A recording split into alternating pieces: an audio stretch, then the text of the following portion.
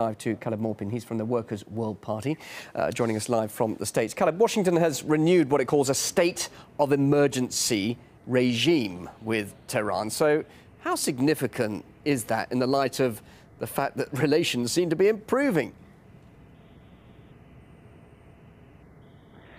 Well, it's really outrageous. Iran has made clear for the last several decades that it has absolutely no intention of developing nuclear weapons, that it only seeks to develop peaceful nuclear power, and it has abided by every single requirement of it with the International Atomic Energy Agency under the Non-Proliferation Treaty, and yet this propaganda continues to go out, claiming that there's some kind of Iranian threat to world peace.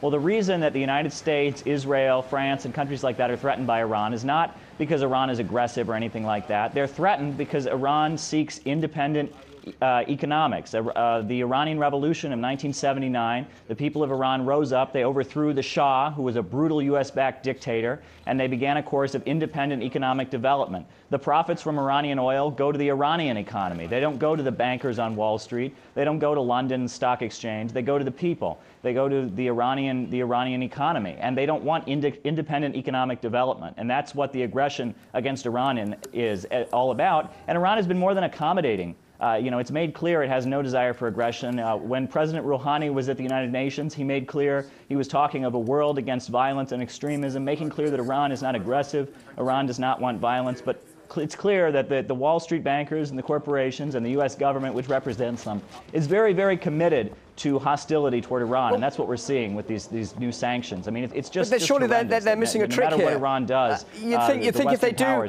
but Caleb, if they get economic independence, then surely that opens up massive trade opportunities, which is presumably what Britain now sees, because that, after all, has renewed diplomatic relations.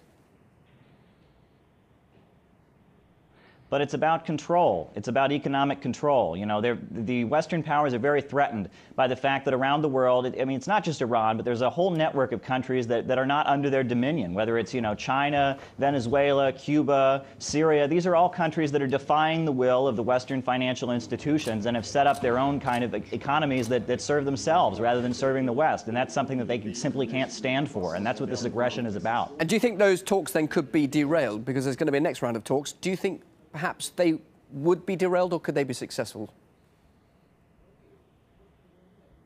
My hope is that they can be successful, because it will be good for everyone in the world if there is more peace, then more diplomacy between Iran, the United States, and Israel and the countries around the world. If there was more diplomacy, things would be better. But it's the commitment of Wall Street and the war makers and the profiteers. It's their commitment to aggression and hostility toward Iran that is causing the setbacks we're seeing. Iran is no threat to its neighbors. It's no threat to the United States. It's the United States and Israel that are threatening the world with their military aggression. Caleb, thanks very much indeed for your thoughts. Live here on RT, Caleb Maupin, thank you.